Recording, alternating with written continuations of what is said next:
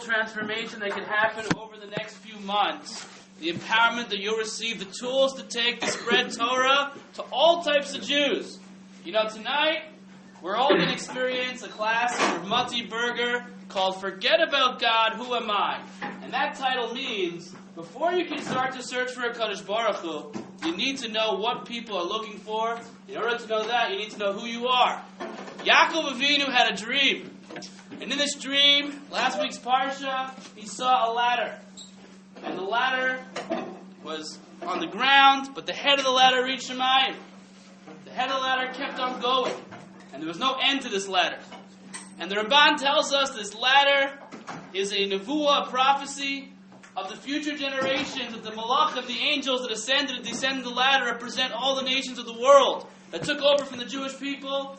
And the Yavan was going to run, they went up the ladder. Edom was going to run the world, and they went up the ladder. But ultimately, all of them came down the ladder.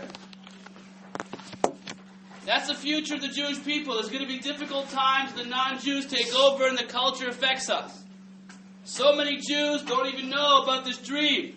They don't even know that there's a concept of a ladder that you can climb rung by rung and get closer to a Kadosh Baruch Hu. And we have such a beautiful Torah, it's so sweet, that we learn all day in yeshiva, and we want to take that Torah and spread it to as many Jews across the globe as possible. Be it in yeshiva, be it in college, be it in the airplane, be it anywhere in the world that you might go. The tools to take the Torah to climb that ladder. The Ksav Sofer says, why is it that the angels were going up and down? Because at first, the angels were on top, and man was below. But ultimately, man has the power to ascend higher than the angels. And the angels will come down. And the power of Torah can take us to the next level. There's no height, there's no end point to how high the ladder is. Because a person's growth through Torah and through connection to Hashem can soar to the highest points. But we need to teach others about this ladder. We need to spread the beauty of Torah, and we need to care about the Jewish people. This seminar is a statement on a Motzi Shabbos that we care about the Jewish people. We want to spread Torah. We want to be able to climb that ladder together to reach the highest point. Anyone here for a trial session, please follow up with me after. We're going to have a little break after this session to bench and go right into the second session. Hopefully we'll finish Mir Hashem around 10:30. It's a big honor and schus to call upon Rabbi Motti Burger, one of the most famous speakers in Aish Torah, to travel the world speaking and spreading Torah. And you'll get to know him through what he says, but his love for every single student on an individual level is unbelievable, and it's a big schus and honor to have Rabbi Motti Burger, Forget About God, Who Am I? The first session of Destinaishions.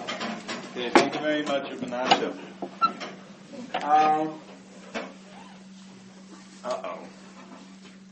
See, I've been working at Aish Torah on my 33rd year, and so I had to sign a contract from the beginning that on my Essentials program I have to be a real nice guy. It's another way of saying I don't have to be a real nice guy with you guys. So what I'm here most trying to get a handle on who you are, how you got here, and then before you do Kiruv of anybody else, you better do Kiruv on yourself. Moshe Lamad over Doma, would we please turn off the phones in here?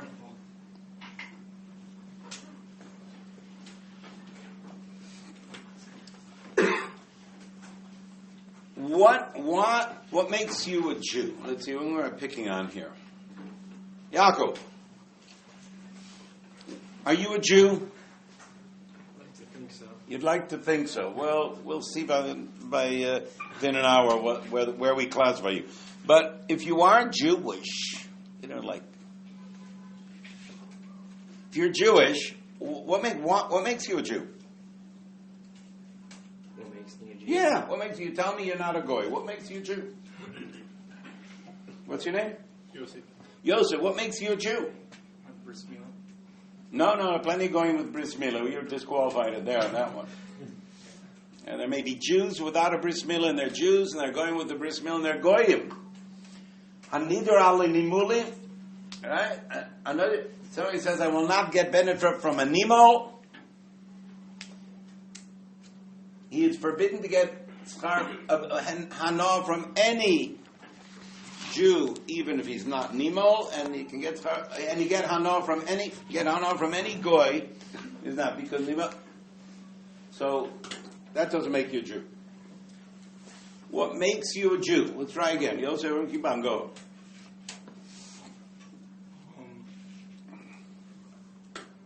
Yeah? Your mother's Jewish. Your mother's Jewish. Yes, that sounds a little better, but not really, because what makes your mother Jewish? Her mother's Jewish. What makes her mother's Jewish. All right. In other words, God gave the Torah at Har Sinai, and all the people there became Jewish. Are you the descendants of the... What's your name? Aaron. Are you a descendant of those people? You have no idea. But if you are, you're probably a goy, because we can know that at the time of Matan Torah, there were 2 to 3 million Jews. If you looked at it demographically speaking, if you looked at it in terms of science, there are now a minimum 250 million people in the world today. How many Jews are there? 12, 13, 14 million, which means if you are a descendant of the people that were there, there's a 95% probability that you are a goy. What makes you Jewish is that Matan Torah took place approximately 100 generations ago. 3,300 years. I'm going to go through. The average generation lasts 33 years. That's according to demographers. And it works very well. I mean, because if you're frum, you start having your kids when you're 20, and you keep on going till 50. So the average there is your kids are average. Your average kid is born when you are 35. If you are more secular, so you're born, people start having their kids when they're 28, 30, they finish when they're 42, and then once again 35.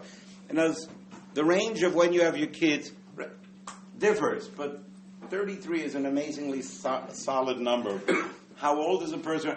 So 3,300 years ago, Matan Torah took place. You are approximately generation number 100 in the Jewish world. All right. What makes you Jewish is not that your ancestors stood at Sinai. That will explain 95% of the Goyim in the world were the descendants of people at Sinai. What makes you a Jew is they kept it all the way up till now. So Aaron, your family, is your family from? Yeah. And their parents? Yeah. All right, I mean, it's because we have different people. You are Jewish because your ancestors were Torah observant for 100 generations. You know all the fry people that we're going to ask you to make a difference to in the world? You know what makes them Jewish? Their ancestors were from for the first 97. If you ask those people who were fry, how far back do you have to go to the point that my family was... Well, you're Reform, you're conservative, you're secular. How far back do you have to go to the point that your family was Shomer mitzvahs? Ooh, 3 generations, 4 generations. We know every generation people drop it. Why don't we have people say, my family was Torah observant for 80 generations, but 20 generations ago they decided to be secular. What do you call that person, Aaron? A goy. There are no such Jews. A Jew who drops Torah has 3 to 4, on historical terms, has 3 to 4 generations before they either do tshuva or they're goy. In fact, around now is the around now is going to be the 200th anniversary of the Reform movement. The movement's around for 200 years, but never a family. Those who were Reform in the early 1800s were going by the year 1900s. While the old ones became goyim, and there are books that talk about it, secular books.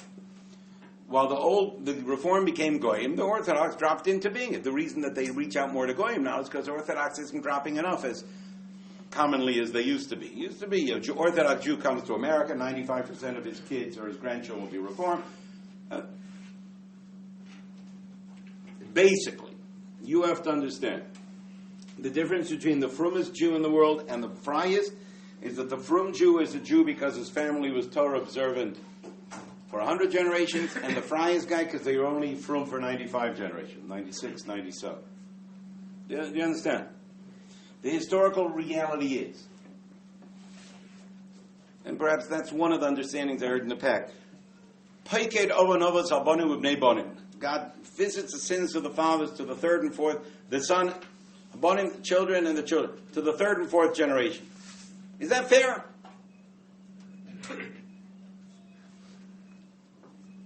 What's your name? No. Noah. Is that fair that God punishes the 4th generation because the father did a sin? What's your name, Zach? Chanoich. Is that fair? That God punishes the 3rd and 4th generation? What's your name? Yeah, first name. Yosef Mordechai. Is that fair? I don't know, ask God. No, but right now I'm going to ask you. Why? You're supposed to try to do better. No. Avram was not punished because Yishmael was a shtunk. No, the Chazal say because the pasuk says al shileshim v'al l'soinai, to those who hate me. That is say, if the father does a chait, and then the kid does a chait, and then the kid does a chait, and then the kid does a chait, so God will punish the fourth generation if they keep on doing the chait. He doesn't punish the ones who are not doing the chait. If they stop. Well, wait a second. But why are you punishing? Why are you saying you're punishing the fourth because the first did the chait? He's doing the chait also because you may think. You may have a havamina to say that if your parents did the chait, you're going to go up there and show and say, well, it's not my fault. My father did it, so I was Machal Shabbos too. No. You are held accountable for knowing what your father did right and what your father did wrong. And if your father is Machal Shabbos, that's no excuse for you. Personally, I think that's why God invented, because I like studying psychology, I think that's why God invented teenage rebellion. Do you know how many times you kids have told your father that he's wrong? Good. That means when you go up in Shemayim and say, I couldn't help my father. You know how many times you knew your father was wrong? Good. Now you know that you're mechuyev to find out when he's wrong and when he's right. So of course it's fair. I'm not saying fair itself is a very weird word, but it makes sense that the fourth generation, if they keep the chait up, God does chesed to thousands of generations. See, I might think, well, big deal, Aaron's from. He comes from 100 generations of from people. No, Hashem says, you love God and you do a mitzvah. God says, I don't say it doesn't count because you came from people, because you were a teenage rebellion only. You could have said, I don't care, I'm going to drop it. And therefore, even though everybody you come from, the Torah, I'm going to credit you as well, because you could have made the decision to say no. Okay, so that's why it should go for thousands of generations to keep Torah. But why does it say 4 if you don't keep Torah? To the third and fourth generation, to those who drop Torah. Shouldn't it go to 1,000 generations if you drop Torah also? If they keep on doing the chait, shouldn't they be held accountable? First name? Yaakov. And we make this, you hear? Yeah. Good kasha. If 1,000 generations, if you keep Torah, God rewards the 1,000. Why does it say only to the third and fourth? First of all, is it the third or fourth? But why does the punishment not go to the 10th, 20th, and 1,000? Very good. What's your name? Jordan. Well, Jordan say, because if you keep Torah, you can be Jewish forever. But if you drop Torah, you got 3 or 4 generations before you either become a Baal Tshuva or you're a Gur. You say it doesn't last more than 3 or 4. Even if reform's been around for 6, 7 generations, it never reformed Jew. You have the idea. And what we're going to be going through in this class, what is your chiyuv? When Hillel says, Imein anili mili, Yaakov, Hillel says, be selfish. And that's what he's saying. Can anybody translate Imein anili mili? Anything better? You got to be selfish. First name? Rabbi Chiel? Yeah, go ahead. If I'm not for myself, who will be for me? If that doesn't sound selfish to you, I don't know what doesn't sound selfish. If I don't take care of myself, ain't no one will. Right? Got to take care of me. And then, Ufshini lats me money. And I'm telling you, yes. The biggest tzaddik, a big tzaddik Lil says, you got to take care of yourself. You got to start with yourself. Remember, you flew over from America? Oxygen things come down. If you have somebody with you, ignore the kid, put it on yourself, then take care of the kid. Okay, you're both dead. All right. You got to take care of yourself. I want to tell you that the problem with life is not that people are too selfish, or they're not selfish enough. So today's class is called Forget About God, Who Am I? You cannot think about God until you know who you are. The 2 beginning parts are going to be very basic. Rabbi Motti points out, number 1, what do I know about it? It's actually, I'll speak Yeshivish. What is machayev a person to keep Torah? What is machayev you? A guy dies, you go up to Shemayim, God says, sorry. The guy says, oh my God, that Rabbi at Aish was right, there's a God and a heaven. The guy says, okay, can you please explain me why you lived your life like somewhere between a goy and a dog? So, I didn't know. that there was a God who gave a Torah. How should I know that Burger was right? He said, well, you should have asked questions. I did ask questions. I didn't ask your questions. What is mechayev somebody to find out that there's a God and that he gave a Torah? You hear the question? I'm asking you. It's a real question. What is mechayev a person for finding out that there's a God who gave a Torah? What's mechayev? You hear the question, yeah? Is it what's the reason? What obligates you to ask? God, let's pick, what's your name? Zach. Zach. Reb Zachariah. Yeah, Reb Zachariah. Are you Zachariah? That's my Hebrew name. Yeah. Wait, I like Zach better, though. Are you a Jew or a Goy? I'm okay. Am I a Jew or a Goy? Jew. I'm a Jew. B'tzalel, am I a Jew or a Goy? I am both. He's a Talmud of mine. We won't even get into you yet. But you've got to understand that not only are you both a Jew and a Goy, but it's obvious that whatever you're doing wrong in life has to do with the Goyim around you. Where are you from, Zach? Bergenfield. That's American. Yeah. All right. It's the Teaneck. I gotcha. What's your favorite sport? Running. No, but watching, you like spectators. Basketball. You love basketball, right? How come and I ask the Americans, say football and basketball, and when I ask the British, they say soccer and rugby? Because you make your life without knowing it based on your goyim, and they make their life without knowing it based on their goyim. I'm talking about Torah and modern psychology. We both agree that who you are is massively. If you don't make conscious decisions, you are the reflection of whatever your local goy is. And if a nice Orthodox kid says, what exactly do we have against gay marriage? Well, 100 years ago, the average goy wouldn't have thought of the questions because your goy is different than their goy.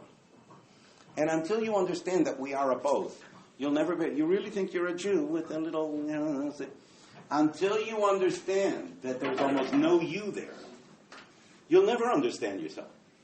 You sit there, plops out, there's me, and we're going to have to figure out who you are. And your Bechira will begin when you know that only God is one. Zach, God is one. You are a constant combination of opposites. And Bechira will be applying the question, okay, I see I'm these different things. I will choose who I'm going to be. Otherwise, you're simply going to be the result of basketball and New Jersey, Chris Christie. All right? So you got to understand that. Otherwise, you'll think you're you. Point number one. Point number two we'll do very quick. What is the number one? So again, what is mechayev you? What is mechayev every human being, Jew and Goy, religious, secular, what is mechayev everybody to know that there's a God who gave a Torah?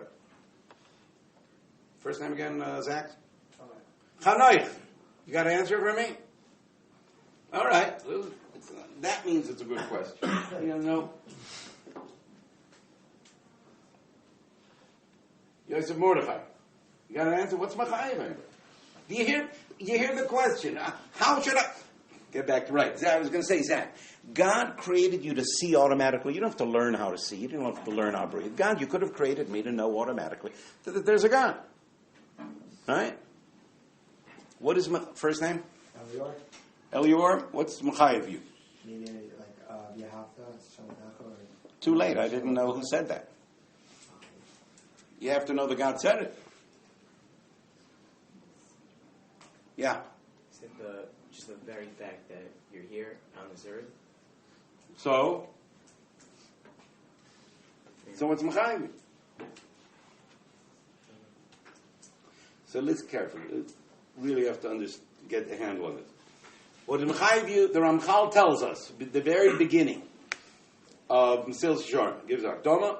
First paragraph, he says, "Chayvas hadam ba'olamo." Wouldn't that shake you up when you think about this?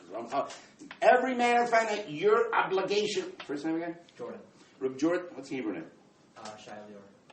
Shai? Shia Lior. Reb Shaya. Shaya. Like Yeshayahu? Shia.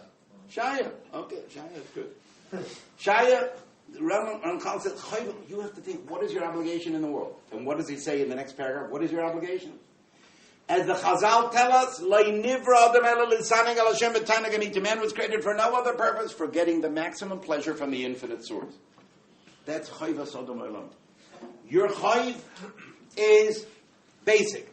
God created you to get pleasure. And every decision you make, and every decision every tzaddik makes, and every decision Adolf Hitler makes is all the same. What will give me more pleasure? This is so basic that you cannot choose it. There is no bechira of this. A guy comes and takes an axe, chops off his arm and says, now could you please explain why I just chopped off my arm was to get pleasure? And you will explain it to him. Please explain it. Obviously, it gave you more pleasure to prove Rabbi Burger wrong than to have a hand. I didn't say you can't make mistakes. Meanwhile, your hand's gone, and you haven't proved him wrong, so you would be really careful next time. Every decision a person makes is based on pleasure. There is no breaking that program. After all, what is the word that most defines God to Judaism? Tov. What else? A giver. Giver. Echad. Echad. One. Infinite. Infinite is what I'm looking for. All of the other ones comes from that. What we mean by God is, in other words, what's the first name? Moshe David. Moshe David came from something, he's finite, so he had to come from something preceding. Which are finite comes from something which are, right? Rambam telling you that the basis of all basis, to know that there's a cause that had no causes. Once you know that there's an infinite being, who said one? What's your name? Shaul. Shaul. Okay, what do we mean by one? How much is 1 plus 1? 2. How much is 100 plus 100? 200. 1 billion plus 1 billion? 2 billion. How much is 1 infinite plus 1 infinite? 1. Right, that's what we mean one. One complete unit. God is one totality. Nobody else is. You, as we'll see, are constant internal combinations of conflicts, in which first you're a both, and then you have to understand from those both you have to have bechir to figure out which one is going to be the real, which one are you going to decide to deal with. Step number 1. God is infinite. Shaul, what can you do for an infinite being? Sorry? What can you do for an infinite being? I'll serve him. No, he's infinite. He already got it. In fact, he spends most of your life serving you. Without which there will be nothing left of you. What can you do for an infinite being? Nothing. If you sin, what is God missing? Nothing. If you're a tzaddik, what are you giving him? Nothing. So what do we mean about serving God? We talk about is that whenever God says, do this to connect to me, not for me, I'm God, it's for you. I want you to get not pleasure, I want you to get the maximum. I want you to get the only infinite pleasure, which is tap into the infinite loving source that created you, not for anything he gets out of it. That's called love. In this world, whenever you say, I have a problem here. God said so-and-so, but I want to do the opposite. And therefore, there are two possibilities. I'm making a mistake or God's making a mistake. No, again, you're making a mistake. Do what he says, not what you want. But not for him, for you. Do you understand? Jordan, we make sense? Yeah. To understand what's going on. So, the number one, every decision you make, the best of us and the worst of us, is the drive for pleasure. And anytime you decide to do something choshev, that robs you of pleasures, because it'll give you more pleasure to do that than to get the lower pleasures.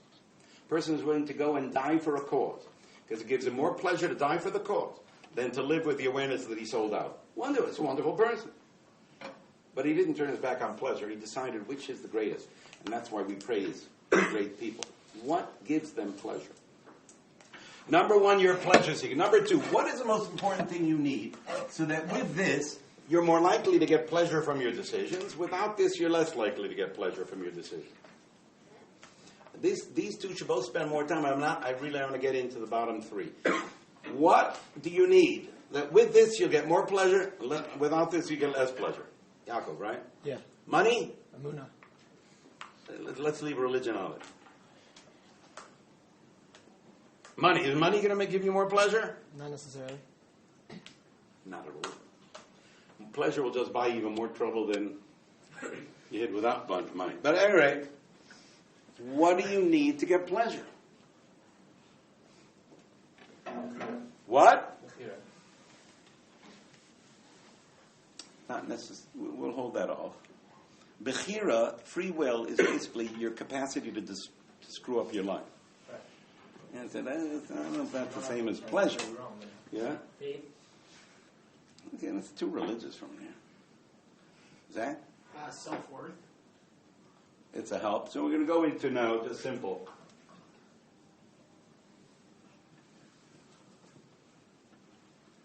Emes. What you need most is emes. If you want pleasure, you better find out what's emes. Let's look at it outside of Judaism. We get a lot of pleasure from modern medicine. So why do they keep on doing research on medicine? Don't we have plenty? No, we all know. The more we can know about medicine, the truth about medicine, the more likely the decisions the doctors make will result in pleasure. The more likely you don't know, the more likely you're going to screw up your life. In all cases, if you want pleasure, you better find out what's true. In religion, what did Elio and Hara Carmel say? How long are you going to hop on both sides of the... If God is God, follow him. If Baal is God, follow him. Forget about whether your booby will cry because you marry some Baal worshiper. Forget it. Your booby isn't worth it. You want to get pleasure in life? Find out what's true. If God is God, follow him. If Baal is God, follow him. If the Jews are right, do that. If the Christians are right, do that. Don't mess up your life. Are we making... Do you understand? You better find out what's true. You got it so far? You hear, Yaakov? And what happens if a guy says, I want to get pleasure and I'm going to ignore truth? What happens? Drugs. AIDS, drugs. But you know that if a person ignores truth, he wants to get pleasure and ignores truth, it will work short term.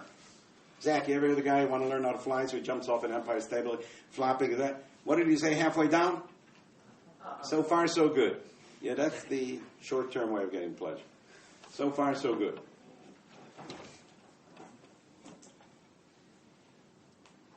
But you have to understand, if you want pleasure, you better find out what's true.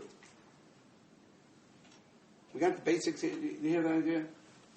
So, Zach, do you want pleasure in life? Yeah, of course. Do you want truth? Even more. I'll tell you what I usually hear when I don't give them the preamble for this. Do you want pleasure? Sure. Do you want truth? I guess so.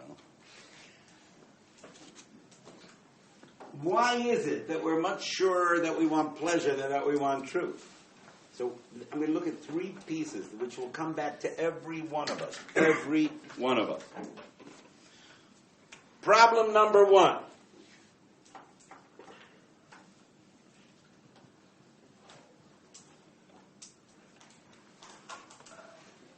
Show, how old are you? 19. 19. At what age did you become a gadol, according to Judaism? 13. So are you an adult or a child? Now an adult. Mistake number one here.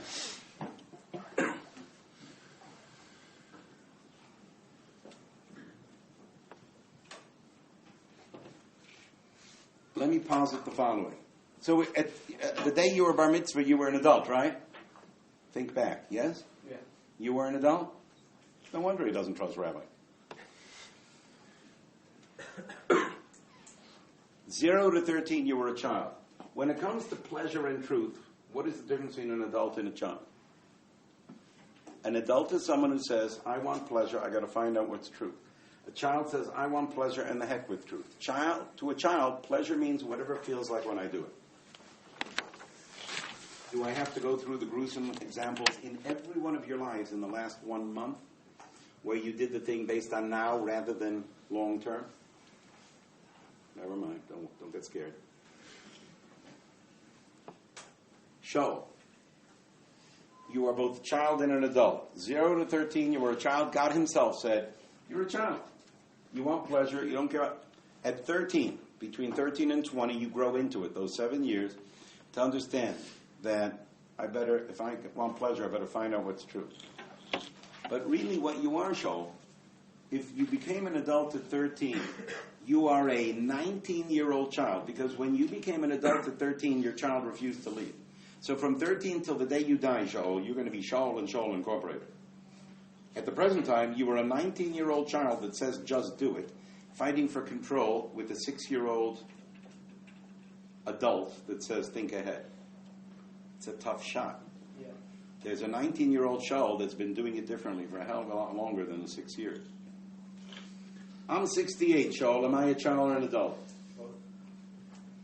And like now that Don't. I'm just kidding. Yes, you're right. You're right. Don't let me push you around. How tall are you? like 6 foot. Yeah, you're bigger than me. Don't worry about it. Okay? Shaul, am I a child or an adult? Both. I'm both. But am I more of a child or more of an adult? Be honest. Don't worry. I'm not going More to of an adult. explain why not. You're still ready to learn more? That's nice. No, an adult wants to learn. The child doesn't. Yeah? You haven't found truth yet? Jordan. Because you've been a child for 13 years longer. Because at 68, I've been a child for 68 years. I've been an adult for 55. You got it? I'm less unbalanced than you, but I'm still more of a child than an adult. Your problem number one. The adult says, I want pleasure. To get it? Reb Zak says, and I want truth even more. The Rambam Yerusha. Oisa emes v'neishu emes. Lishma is do emes because it will give you pleasure. Lishma is doing emes because emes. Ooh, it takes a long time to get there. An adult says, if I want pleasure, I better find out what's emes. The child says, just do it. Pleasure means what it feels like now. Who cares about the future? And every one of you, till the day, don't trust yourself to the day you die. Every one of you, because Adam was in balance. Ever since then, you are more of a child than you are an adult. And only by being aware of that can you override this. Can you override this? And say, okay, I understand that my natural self is a short-term thinker. But I can know that if I want pleasure, I need truth. And therefore, I'm going to work at being an adult, which is not my natural me. My natural me will always be the child. That is your first impressions in life. Do you hear the problem?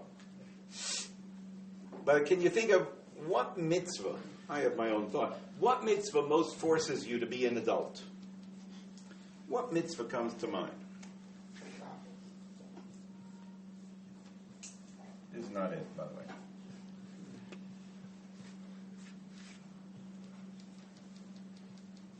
What mitzvah comes to mind more likely to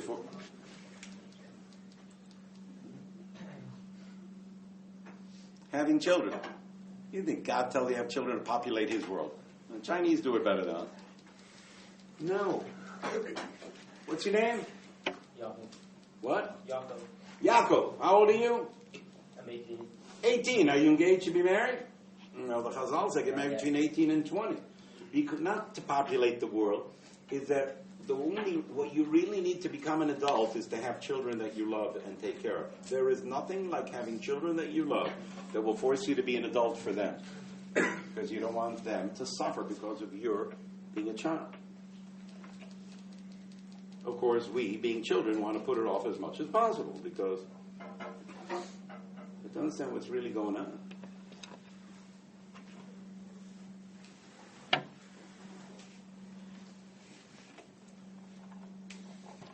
Problem number one.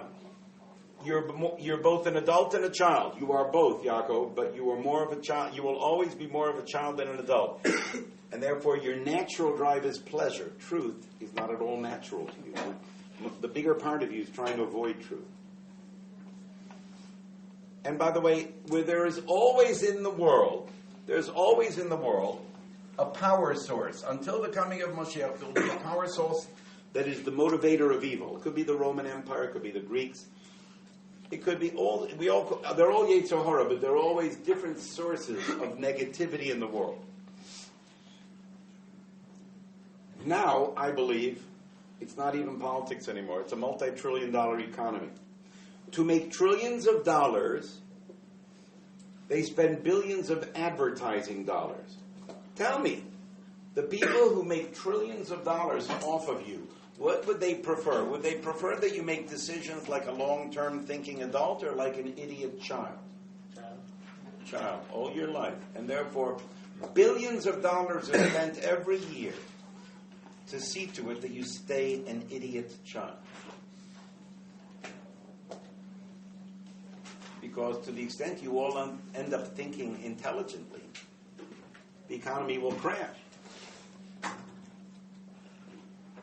So not only are you personally shown, you are both an individual and part of a group, not only are you more of a child, but you're living in a world that has a major interest. You know, right now, in America, I don't know if you hear about this, you're learning all the time, you may not. This question of sex scandals in America and in Hollywood and things. I have one simple solution. Hilchos Tznius. You're not allowed to touch another woman. If you're not allowed to touch a woman who's not your wife, they wouldn't have the problem. No, I'm not going to try that. All right. Problem number one is in a world where you think you're an adult, you are not only both, but you're more of a child.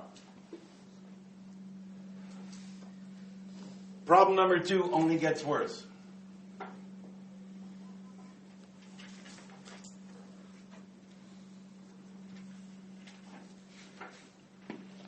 Aaron, are you a human being or are you an animal?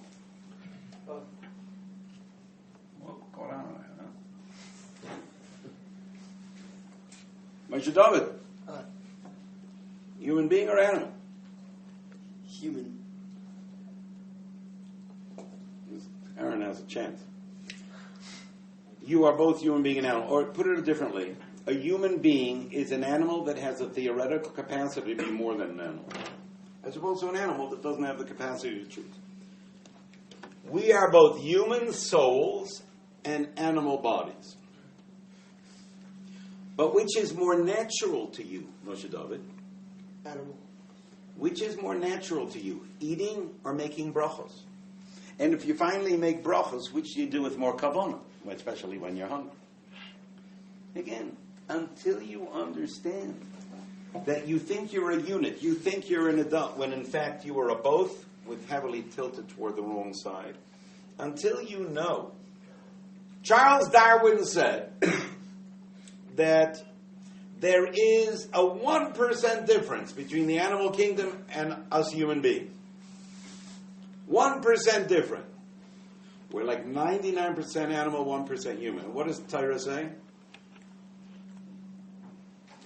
Kahela says, "Umaisar adam mina behema oyin." The difference between a human being and an animal is zero. The Tanakh, Kahela says that Darwin was an optimist, overly optimistic. Well, that makes sense because he was living in the 19th century, where all of the secular people said, "Let's just get rid of religion and we'll all be wonderful people." Whoops. There's nothing like a 20th century to create a Baal Tshuva movement afterwards. No, really. Ultimately, the Rebbe Hashem gives us whatever we need to know how things really work. You try to project yourself. There's a nice handsome kid and a thing, right? None of the scruffy beards over there, right? Yaakov. Yeah. Don't fool yourself. You're both a human being and an animal. You're involved in an internal struggle, and your animal is natural to you. Just like the child is, you have to work at overcoming the child. Your animal is natural. You have to work at being human. What are the two basic drives of a healthy male mammal? Eating. Survival. Reproduction. Survival is the result of doing it right. And of course, in the end, everybody fails. It's very important to you to know. When people talk about how hard life is, life is tough. The good news is it doesn't last forever.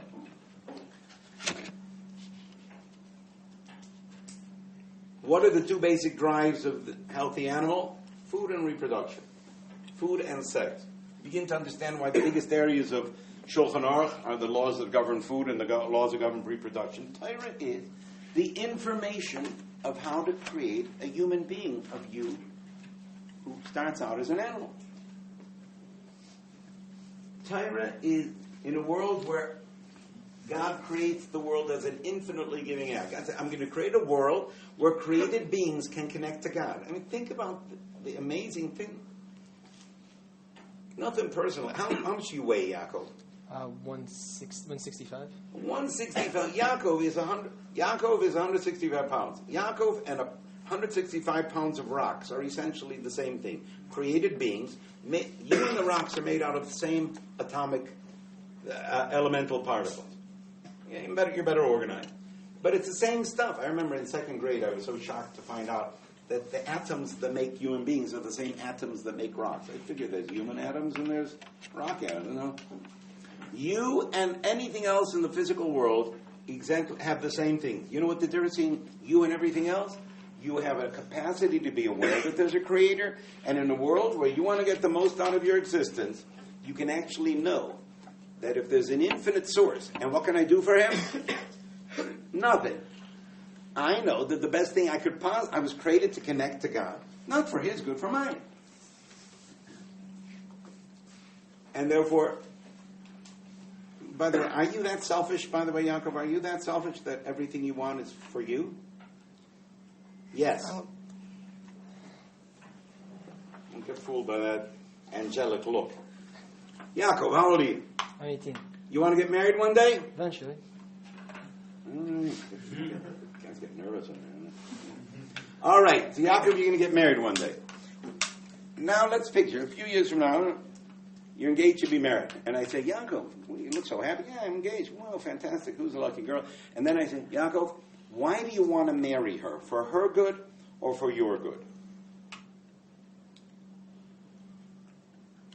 Giving in turn creates. And just ask for one word answer. Why do you want to marry her? For her good or for your good? Both. No, and I'll prove it. My good? One minute. Yaakov, you want to get married, right? Yeah. Very good. What's her name? Don't know. Right, who cares? It's obviously not for her good. What do I care? When I find somebody that'll be good for me, I'll try to hoodwink her into thinking I'll be good for her. You get it? Meanwhile, yes, I want to get married. It really doesn't matter who it is. I have no idea, and it doesn't matter. You get it? Right? You love X. Be real. You're not going to marry a girl because you love her. You're going to marry a girl because you love you. And when you come to the conclusion that that girl will be good for the one you truly love, you try to turn her into an ideal model of the, so that she really thinks you're good. By the way, you shouldn't feel too embarrassed because she doesn't love you either. Right? You're marrying her because it's good for you. She's marrying good because it's good for her. You ever been in a Jewish wedding? Yeah. Good. So now you know. A wedding is two selfish people trying to take care of themselves. Yaakov, what's the number one cause of divorce in the world today? Money? Marriage. No, not that you got married. It's why you got married. And the more you, being that you are both a Jew and a Goy, really think you love her, the more shocked you're going to be when you find out that you married her because you love you. Got to understand. Step number one. Yira Shemayim comes before Ava. Step number one. I'm going to marry a girl when I come to the conclusion that she's going to be good for me. Step number one. Step number two. Yaakov says, now that I've done my research, I don't rely on the dating to let you know she's a wonderful girl. Because at the dating, you know that you're going to fake who you are, right? You're going to put on your aftershave and smile and say the right thing, keep your mouth shut, right? You're going to be trying to fake her out about how nice you are, not realizing that she's 3 times the actress that you are the actor. And so you're going to go date. That's going to really tell you something. Hey, be real. Step number one, Yaakov. You say, I want to get married. Who she is of no concern to me. I'm just going to find, when time comes, I want to find somebody that's good for me. Wonderful. You see, that's the difference between Goyim getting married and real Jews getting married. Everybody gets married to a stranger.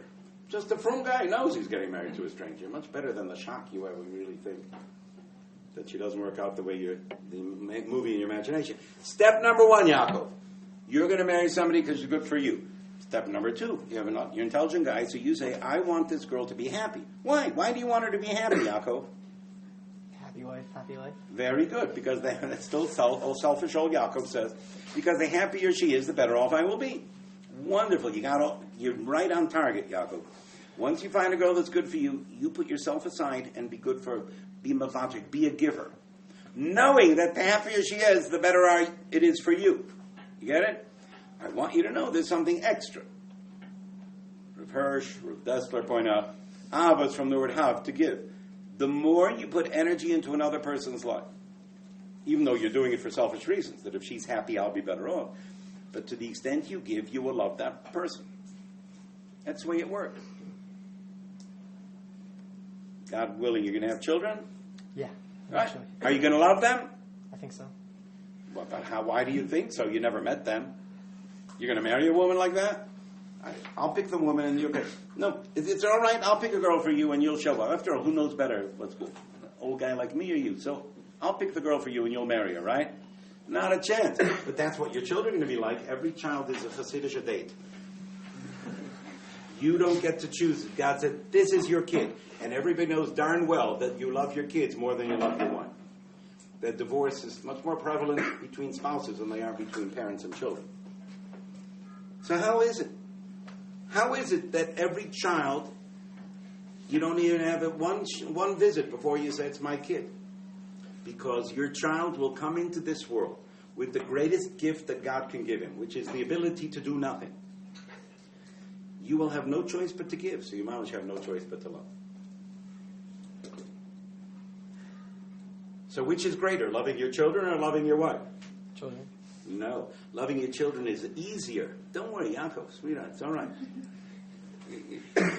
But do you hear the idea? Children, you're more likely to love your children, but that's why loving your wife is lufum tzara agra. To the extent you have to become an adult to be a giver and love the person you give to. When you got married to be selfish and take, yeah, you get there, and it's a much greater accomplishment. Yeah.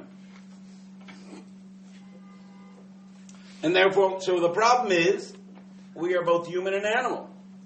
Our natural drive is food and sex, which we'll explain again why Torah, Shulchan Aruch tells us how to make our food choices, how to make our sex choices. But you have to understand, you are naturally an animal. Animals only care about pleasure. Truth is irrelevant to the animal. A human being knows, if I want pleasure, I better find out what's happening. Do you hear? So now you got two things going against you in this thing. You want pleasure. To get it, you need truth. The problem is you are more of a child than an adult, and the child doesn't care about truth. You are both more animal than you are human, and animals don't care about truth. And in both cases, you have to make the decision to override that natural you, to be the adult, to be the human soul, and to find out what is true.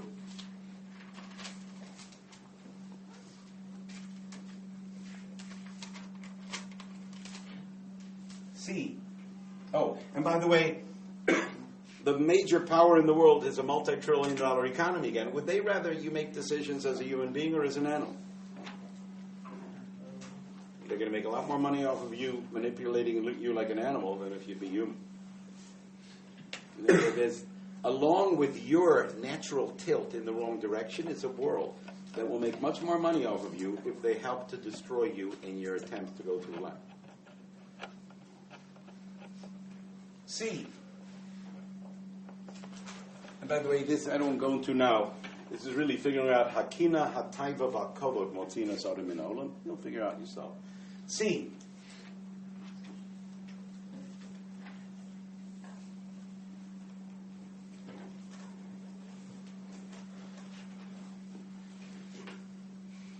Yaakov.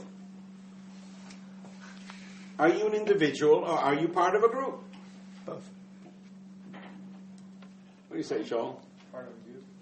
Or both? Say part of you. You are both, but which one are you more? Probably individual. This is more lopsided than the other two. You are massively. Remember, if 20, 30, 50, 80, 95 years ago, your great-great-great-great-grandfather decided to become Fry or convert to Christianity, the chances of you being a Jew are way below slim. Odds are way, way below 1% possibility. You are Jewish massively because you come from the group that made the right decision. And we're still on the edge of the cliff, aren't we? We are both, this is even more lopsided, we are both individuals and part of a group, but we are massively more the result of our group. So much so that the Chazal, although if we work really hard, we can be adults. Harder than you think. If we work hard, you can make human choices. You can never be a truly... Avram was the exception to the rule. Avram was the one who's willing to break away totally as an individual, but he still created a Jewish people, and God gave the group that was willing to commit to Torah. If a group's willing to say Na'aseh v'nishma, that's when the Jewish people start, not from a yochid. And you are more result of your group so massively that can you understand that if you want to be a frum Jew and you move to Boise, Idaho because you get a good job reference, 20 years later you're going to be shocked as to who you are. Because Odom Nimshach Achar Svivosov, we are all massively a result of the world around us. Now, let me try this out. Your family belong to an Orthodox shul? Yes. Yes. What city? Columbus, Ohio. Columbus, Ohio. For those New Yorkers here, can you be Orthodox in Columbus, out of town? Okay, well, we'll leave it. Okay, Columbus, Ohio.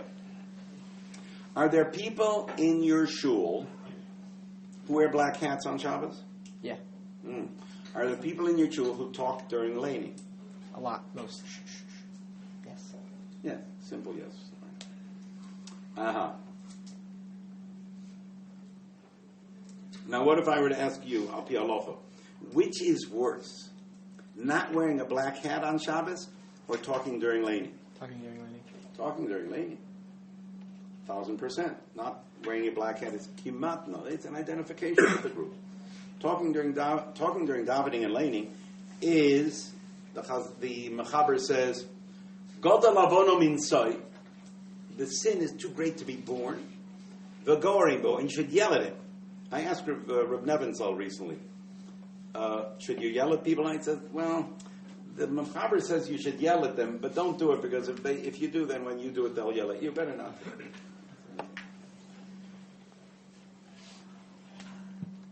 Is there anywhere in the Shulchan Aruch that says that if you don't wear a black hat, Gadol Avono means so? No.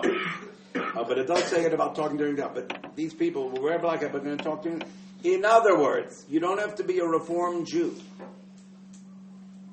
to lose yourself, to do clearly wrong things because of your oilam. You could be a very Orthodox Jew.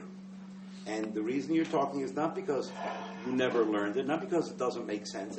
Every goy, if you were to have a goy in your shul, somebody making a bar mitzvah, and a goyish friend comes, and he talks during davening, and you go up to him and say, hey, Chris, no talking at this point of the davening.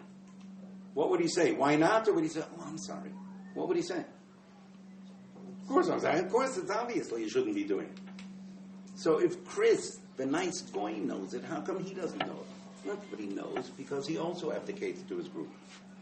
And he's willing to do the thing that's so obviously wrong as long as he can get away with it. He doesn't have to think about it. We haven't got yet to the 7 billion people in the world who are becoming so disastrously degenerate by the world around us. We're talking about the 1% who made it as Jews. And we're still abdicating that decision-making.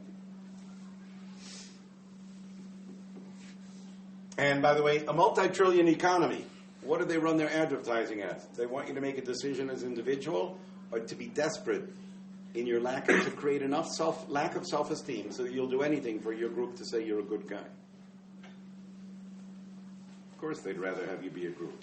You have not only your natural self, 0 for 3, but the world down here who has a major interest in maintaining you being a child, an animal, and part of a group. You're the problem.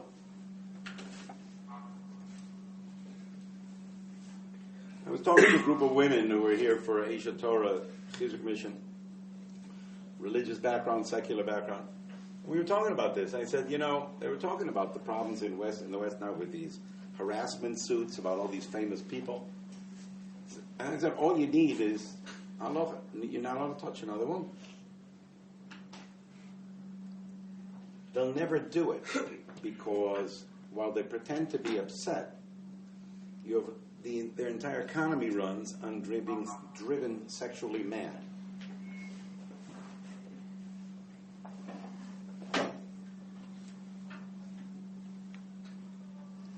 Picture. They talk about women's equality. So why are there so many differences? You look at the Oscars or the Emmys, a hush of a group of secular people get together. 1,000 men and women. What are the men wearing? Suits. What are they wearing? Tuxedos. Tuxes. Black and white, no muscle shirt to be seen. They dress like Haredim, except that they're not frum. And they all insist on looking the same. All the women are half naked, and all of them insist on dressing differently. What's going on? Equal. Why do they make such different decisions? The men are all dressing the same and cover up their individual elements of their body, and the women. The answer is because in the animal kingdom, the males are the natural power. That when an animal, a higher mammal, hits puberty, the male produces the testosterone that produces muscle. The female produces estrogen that produces fat, which is great for babies, but not great to keep you alive in a jungle. All right, so what do? The answer is simple. The female says, I will display how much I am available for sex by the males. And in return for that, I'm going to make myself available to a male, in return for which he's going to take care of me. Ask the more secular guys to come through Aish Torah. And they keep on saying that, girls who run into are so stupid. They're not stupid, they're desperate. You give them a line, and they say, I knew it, he really means it. It's not that they're stupid, it's they're 99% part of the animal kingdom. See, in the animal kingdom, the males don't lie. They really do take care of you once you allow them to have sex. It's human beings that make up a line and then dump them. In the animal kingdom, once they have your babies, you actually take care of them. Human beings perfected pills and condoms, the next thing you know. And you can't figure, they're not stupid. They're desperate. And they don't know that they're 99% part of the animal kingdom. And if you can leave it up to the multi-trillion economy, that's just fine for them. Just fine. Torah says, from the Big Bang to the higher primates, I do it. But when it comes to Odom, Nasa Odom B'Tzalmeinu, I think the Bnei Yisroel says. What does it mean, Nasa? I'll make an Odom. Rashi says Hashem talked to the Malachim, other Mekubal says Hashem talked to everything he created before. But Bnei Yisrael says Hashem was talking to Adam, Nasa Adam. Hashem says to Yaakov, let's make an Adam of you. Do you understand that God can not make an Adam of you? God can make the animal, gives the information called Torah, and you choose whether you're going to be the Adam or the behemoth. Nasa Adam, I can't make an Adam. Because Adam is the animal that I give the capacity to choose difficult choices to be an Adam. And an Adam that chooses to be an Adam is the one that can have a relationship with God.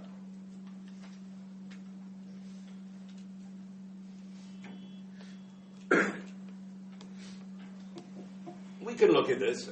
So you know what's going on in the world out there. The more the world says, let's picture. An Orthodox kid comes to me and says, why are you living with that? I have a girlfriend and this, that. He asks me questions that 100 years ago the average goy would have been too embarrassed to ask because he understood. Why?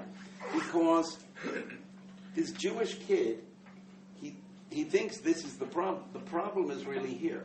When you have a group of a Christian world, the goyim around us who says, you can't do that without getting married. Hormones didn't change between teenagers 100 years ago and teenagers now. The hormones are the same. But when you have a world that says, doing that, we're going to give you unbelievable bizayon, it's amazing how much you can make the human decision.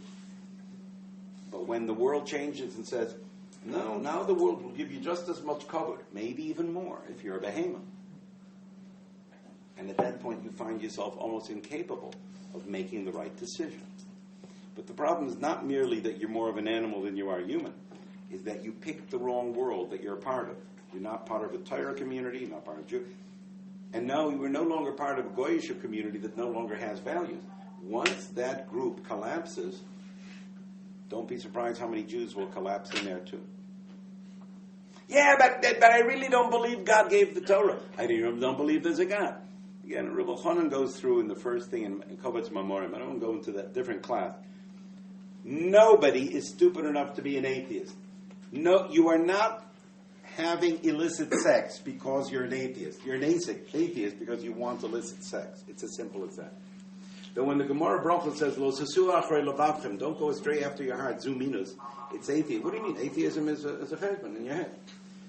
No head is that stupid that everything comes from nothing and continues along the way. Nobody is that dumb. Lo sesu achrei levavchem tells you that if you go what your heart wants to do, if your desires and lusts are what it is, that is the source of atheism. Atheism is not sourced in a brain. It's sourced in your titles.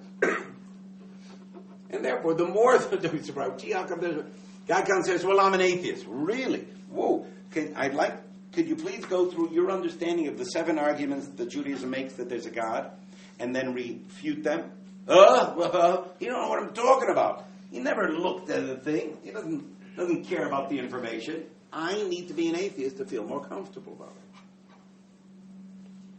So, I'm an atheist. Great. Hakol mutorim lo, hakol shurim lo.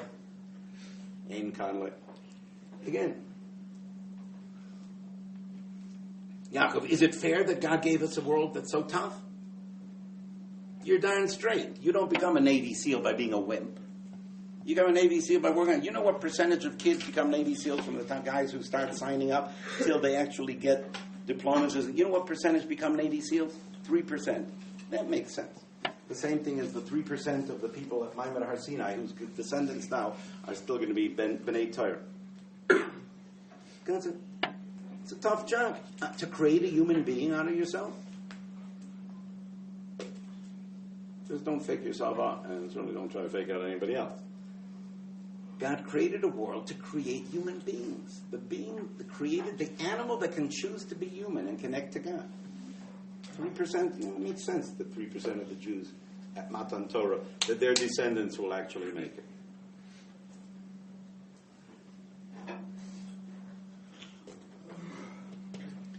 But to understand,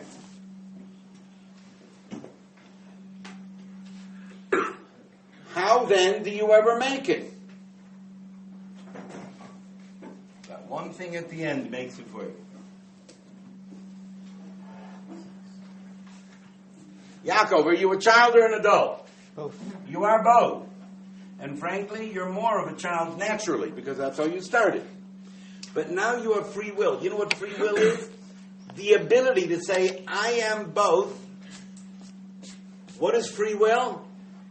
You take his here, and what do? Choose.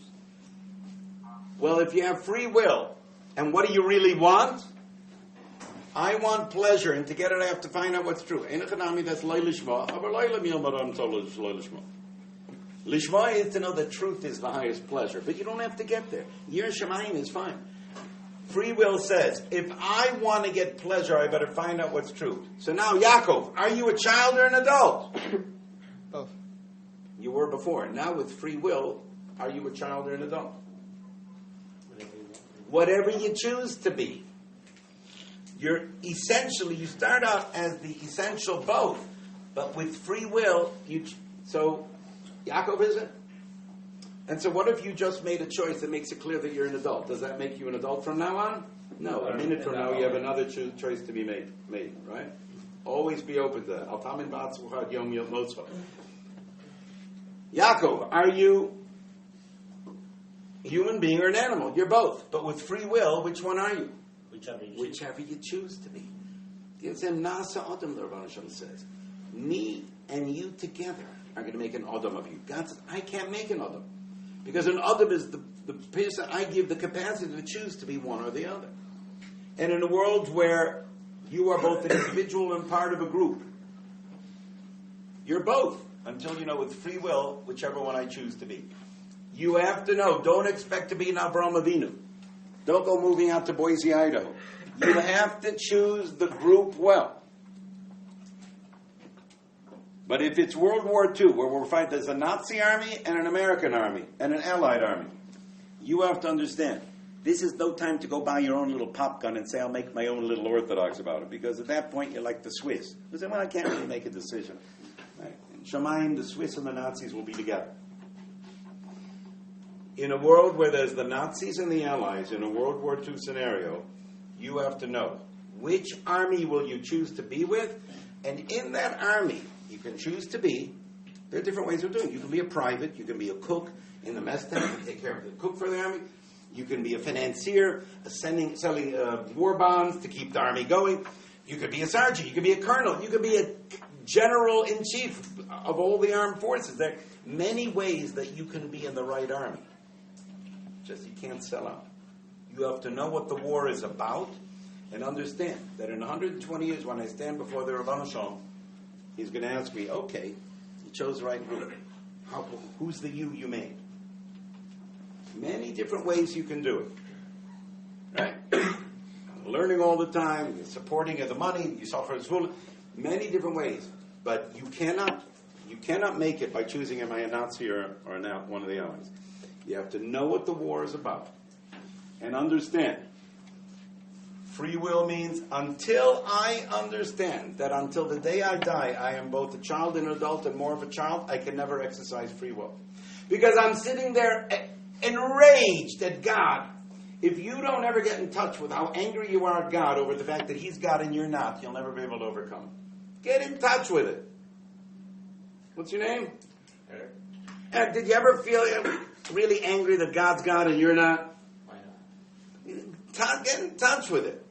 Ein Hanami, you'll be able to figure that's a child. Same reason you're irritated with your parents, that he's the parent and you're the child. But get in touch with it. Deal with it. The fact that you'd much rather be an animal. And, don't be surprised that, forget about Goyim. We look at the wardrobe of the B'nai Yeshiva and find that they're wearing things which a French pimp may be embarrassed to wear 20 years ago. And begin to understand that, of course, you're a Ben Torah. You're also a Goy. You're also a child. You're also an animal. I'm both a Jew and a Goy, and so is everybody else. But sit there and figure out, before you tell me why you did it, you had better be able to trace back and figure out what it is about the world you're in. Because you will never take back control of your life if you're not willing to admit how much you're abdicating to somebody out there to determine who you are. So I'm going to tell you the same thing I would say to all the fry kids at Aish. I'm not saying that therefore you got to become frum tomorrow, but you had better know what's causing you to be warped and to understand how to take back control of your life.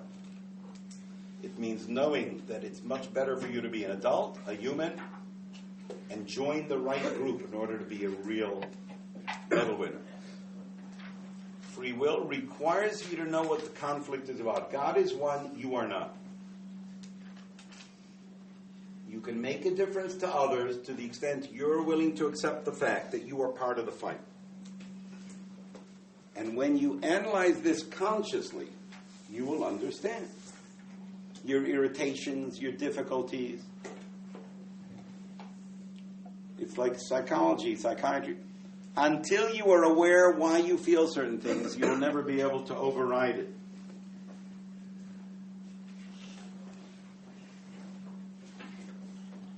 Once you know this, you can ask, okay, what do we mean by God? How do I make the connection?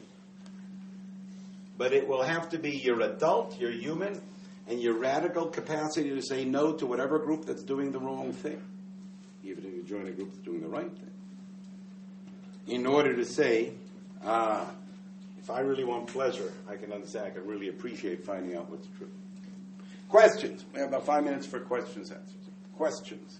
First name? Max. Mac. Whatever you like. What? Max. In the beginning, you were talking about that it's like after a couple of generations that you're not considered a Jew. No. Religious. Well, let me. You finish first. You finish first. I don't understand because what I understood was that like after a couple of generations of them not being religious, then they're not Jews, or like they're considered goy. But I don't. I'm glad you asked the question, and I can see the issue of confusion. What I am saying is, when people say there are 13, 14 million Jews, we are not talking about which people in the world are there whose mother were at Mount Har Sinai when they said Naz ben Ishmael. That there are probably at least 100 million goyim who, if you're going to trace their families, their mothers, they just lost track of it. What I'm saying is that when a family drops Torah, after 3-4 generations, they either are goyim or are so stuck within the goyish world that they and we have no idea who they are. They can still be like. No, at that point, when let's picture the goy out there who's actually a Jewish neshama. It does him no good at all, because until he does Torah, he doesn't have any connection. He will not be punished when he dies by the fact that he could have done so and so, but he will have no more than any goy who was not a Jewish neshama. Doesn't he always have his neshama until he? It doesn't make a difference if you don't do Torah. If you don't know there's a God, what is the halacha of a Jew who said, I don't believe in God? Of course he has a pintul yid, and he has no connection to God. Understand, schar v'einish, we can look at as children or as adults. Schar v'einish is God will give you schar for what you do right. I want you to look at it as an adult for a moment. There's only one schar, Max, and that is the quality of your relationship with God. There's only one einish, and that is the quality of your relationship with God. Who determines the quality of your relationship with God? You or God? You. In other words, in a world where a relationship between any two people is only as strong as the one who wants it least, it doesn't matter whether God wants a relationship with you, Max. To the extent you say yes, the relationship will be there. And to the extent you say no, it's not. And therefore, it doesn't matter what God says, kiviyachol. If the guy has no ability to be aware of making that relationship with God, he's not going to have any more than the guy without the neshama. Now, there is a concept, Baal Tanya, others talk about, that's really what a ger is. It really matters. A goy can't do it, and that what a ger is a Jew that got lost, and the Rebbe Shem gives him special opportunities and comes in, and he becomes that's Rebbe Shem's kachesed. I mean, that's separate thing. That we say that a goy who's megar is a Jew, and the Baal Tanya, he's not saying any difference. Al pi halacha says the same thing. But what it is a Jewish neshama who was lost, and the Rebbe Shem gives them opportunities to come back. But so, I'm not saying iluz, I'm saying that's what happens. That if you say there are 13, 14 million Jews, and 100, 200, 300 million goyim who have the neshama, if you don't know it, they can't do anything about it.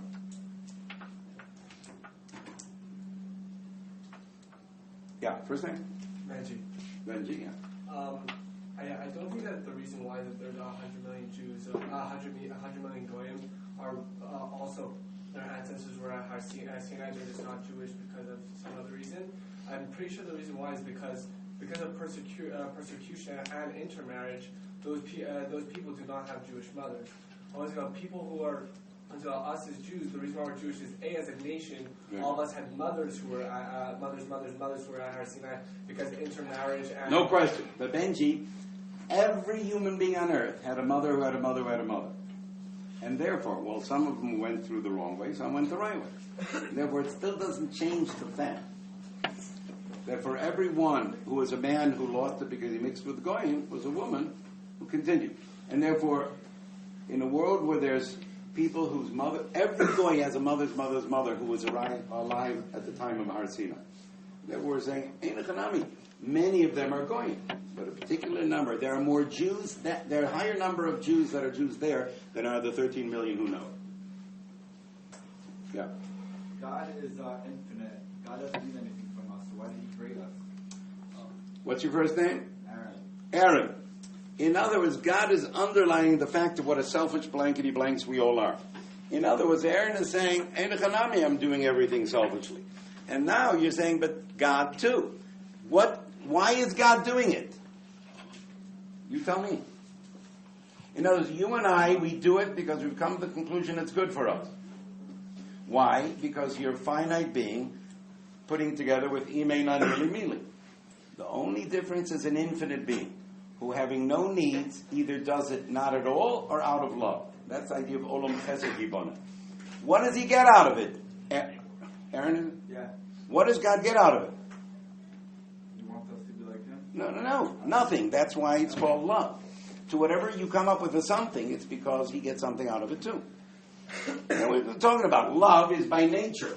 The concept of the nachas, giving nachas ruach lavod, that on a concept of love, that which we say you can't do anything is in the world of self-interest.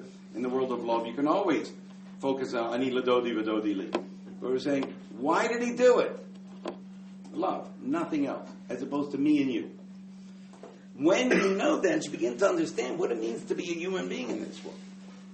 And understand how naturally animal we are, where everything we do is based on what we need, and to understand how much we really care as human beings to get to the point of love, where I don't do it because of me, but because of Ava. And that's the Mahu Afata, to understand that that's what you're trying to become. You will never become totally like Ava, but to whatever extent you do out of Ava, even though everything will be a combination of Ava and self-interest, even with your wife and your kids, to whatever extent you lean it toward that chelek, you're becoming more like God. Okay, we have another speaker? Oh. Yeah. Okay, 30-minute stretch. I really appreciate it. Really important to talk about.